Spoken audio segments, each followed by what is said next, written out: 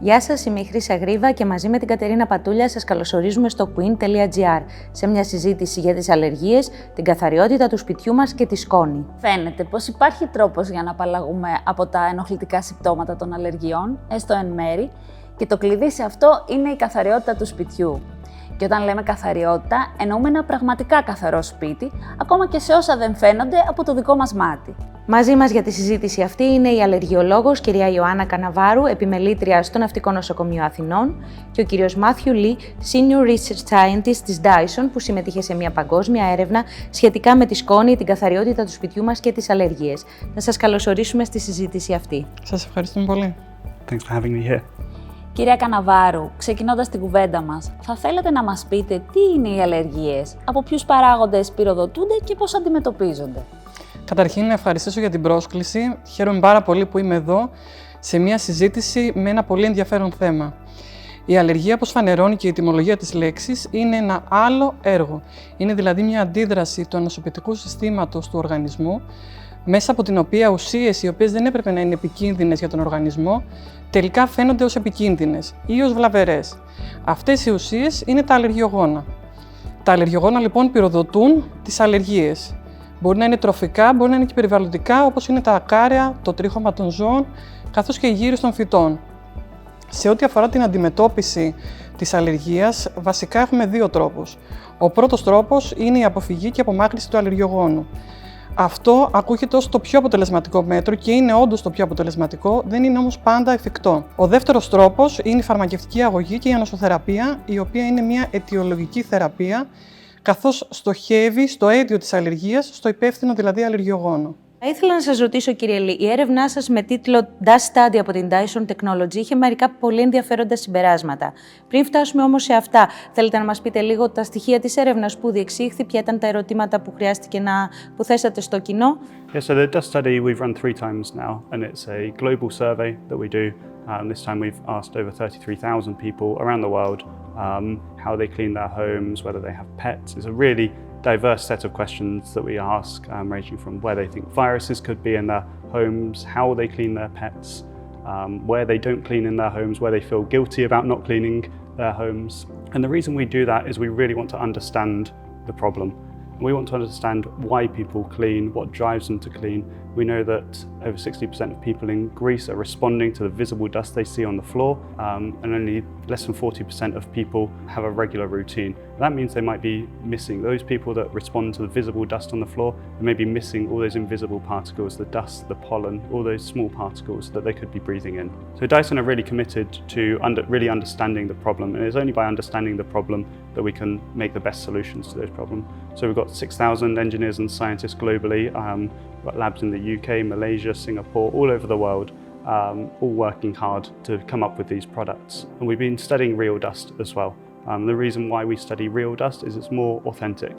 You can buy synthetic dusts from shops, but they don't really represent the full diverse category of dusts that we find in the homes. So we have dusts from all over the world. We get people to vacuum their floors, and then we have that dust sent back to our labs, and we can analyze exactly what's in that dust. And by doing that, we can then engineer and test our vacuum cleaners on those dusts from around the world, and we can find out exactly what makes up all the composition of that dust. We can put it in our electron microscopes, really high-powered microscopes that we've got at our facilities, work out exactly what the structure of these hairs and things are. We've looked at, on the electron microscope, we've looked at cat hair, dog hair, alpaca hair, goat hair, horse hair, a huge range of things that we've found around the world.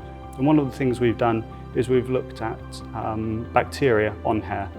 So we've taken samples from dogs, cut bits of hair from a dog, and looked to see the bacteria growing. I've done it from my own dog, taken a bit of hair from her tail, put it on agar plates, and we've looked to see the bacteria growing, just to see what's there. And by doing that, it really helps inform the process, and we can feed all of this information into the engineering teams that we work really closely with to really develop the best products we can. And that's why you see all of the innovations, the laser on the cleaner head that really helps illuminate the dust on the floor and the particle counter to show you the evidence that you have been cleaning and the particles you've picked up. And then the biggest evidence is the dirt in the bin. that everyone can see, and then the dirt on the filter when you go to wash that filter. Όσο πιο περιεκτικά γίνεται, μπορείτε να μας πείτε ποια είναι τα βασικά συμπεράσματα της έρευνας? So one of the key things that we've seen, so dust is a really complex mixture of different particles. So we've got viruses, bacteria, pollen, there's a huge array of different things as well as skin flakes and hair and pet hair. So we generally split dust into two kind of categories, the visible dust and the invisible dust. So we see in the dust study that in Greece, 62% of people are responding and cleaning their homes when their trigger for cleaning their homes is seeing visible dust on the floor. But that doesn't account for all of the invisible dust that they can't see, and it's only when you build up to a visible layer of dust that they're seeing that.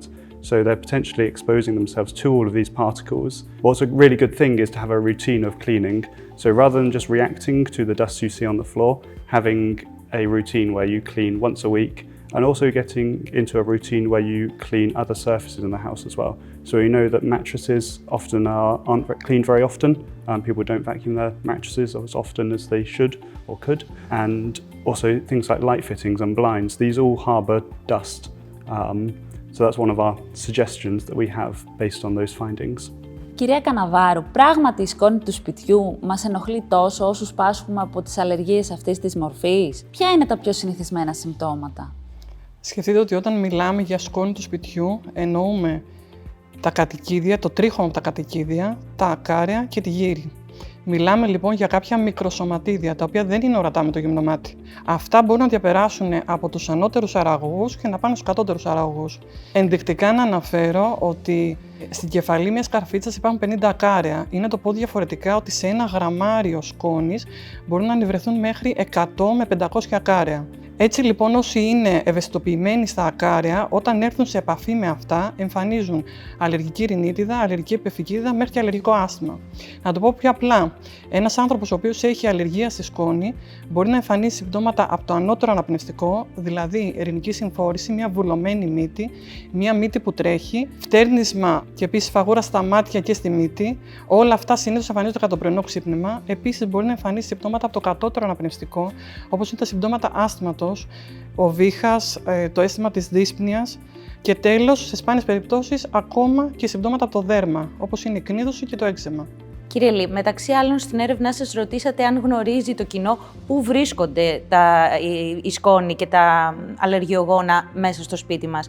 Ποιες ήταν οι απαντήσεις που πήρατε, σας εξέπληξαν καθόλου? So viruses can be found all over the home.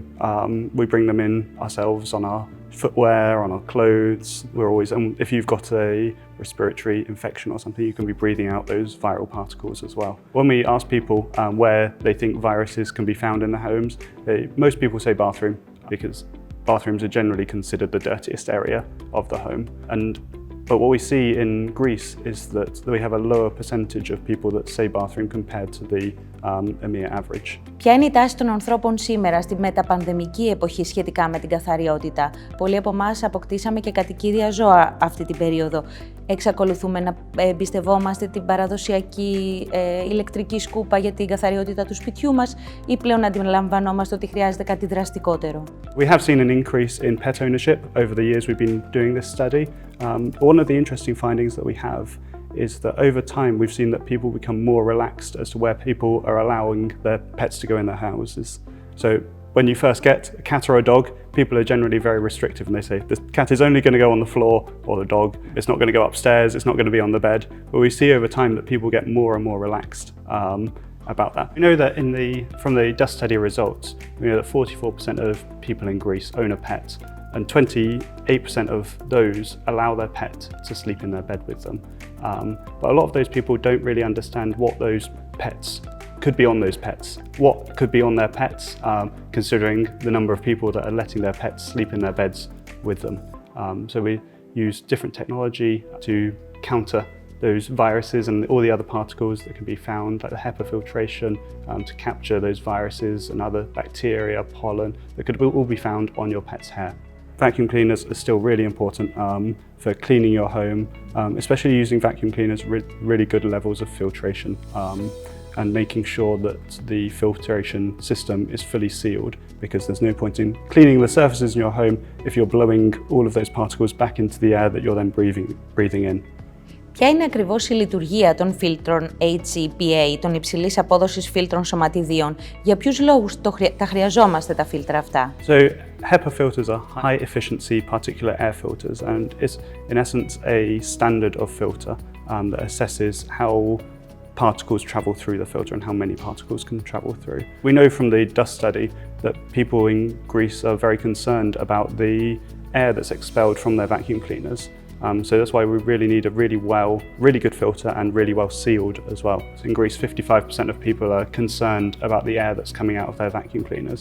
That's why it's really important for us to tell people about the fully sealed filtration system we have, and also educate people about those HEPA filters that are in these machines. Or 19% of people incorrectly think that HEPA filters filter out volatile organic compounds, the gases that we breathe, the nitrogen dioxide. But that's not true. So we need to make sure that we're informing people of those things. Κυρία Καναβάρου, θα λέγατε πως η σχολαστική και αποτελεσματική καθαριότητα του σπιτιού μπορεί να παίξει ρόλο στην αντιμετώπιση των αλλεργιών μας, και αν ναι, σε ποιο βαθμό? Η αντιμετώπιση των αλλεργιών είναι συνυφασμένη με τον περιορισμό της έκθεσης στα αλλεργιογόνα. Ιδανικά, αν είχαμε ένα άτομο το οποίο είχε αλλεργία στη σκόνη και μπορούσε να αποφύγει πλήρως την έκθεση στα ακάραια, τότε τα συμπτώματά του θα είχαν ελεγχθεί σε πολύ μεγάλο βαθμό. Καταλαβαίνουμε όμως ότι ένα τέτοιο περιβάλλον δεν υφίσταται, αφού σε κάθε σπίτι υπάρχει σκόνη. Είναι πολύ εύστοχα τα επίθετα που χρησιμοποιήσατε, σχολαστική και αποτελεσματική καθαριότητα, διότι χρειάζεται σχολαστική καθαριότητα αφού η σκόνη υπάρχει σε διάφορα σημεία, όπως μας εξήγησε ο κύριος Λί, όπως επίσης και αποτελεσματική, αφού στην προσπάθειά μας να πάρουμε αυτά τα μέτρα θα πρέπει να μην αυξήσουμε το αλλεργιογονικό φορτίο που θα υπάρχει στην ατμόσφαιρα. Εάν τηρήσουμε αυτά τα μέτρα με μεγάλη επιμέλεια και ευλαβικότητα, τότε οι μελέτες έχουν δείξει ότι μπορούν να μειώσουν τόσο τα συμπτώματα της ρινίτιδας όσο και τα συμπτώματα του άσθματος. Μάλιστα. Θα θέλετε να μας δώσετε και μία τελευταία συμβουλή για όσους πάσχουν από αλλεργίες? Θα τους συμβούλευα να απευθυνθούν σε ειδικό αλλεργιολόγο, έτσι ώστε να προσδιοριστεί ακριβώς η αλλεργία τους, να ενημερωθούν για τα μέτρα προστασίας και να τα εφαρμόσουν έτσι ώστε να βελτιωθεί η ποιότητα ζωής τους. Κλείνοντας αυτή τη συζήτηση, κύριε Λί, ποιος είναι ο ρόλος της τεχνολογίας στην καθαριότητα του σπιτιού μας? Είμαστε έτοιμοι να επενδύσουμε σε τεχνολογικά προηγμένα προϊόντα ώστε να διασφαλίσουμε ακόμα πιο καθαρό περιβάλλον στο σπίτι μας? So one of the really important things is to make it easy for people to clean. That's why vacuum cleaners are now supplied with a huge number of different attachments. So it makes sure you can clean all those different areas of your home, blinds, lampshades, your sofas. So we know that sofas, for example, contain a lot of dust mites, for example, and the dust mite feces is what causes allergies for some people. Dust mites really like growing under sort of warm, humid conditions. So a mattress or a sofa is quite a nice environment, a warm, humid environment for those dust mites to grow, and then they excrete their feces, and then people can be allergic to that. So I think part of it is around the technology, making sure everyone is able to clean their homes with all the attachments that are provided, and also making sure that the technology works as it should. So making sure the vacuum cleaners and the air purifiers are fully sealed, so you're not putting those particles back into the air. We want to retain all of those particles within the machine, and then they can be emptied out into the bin.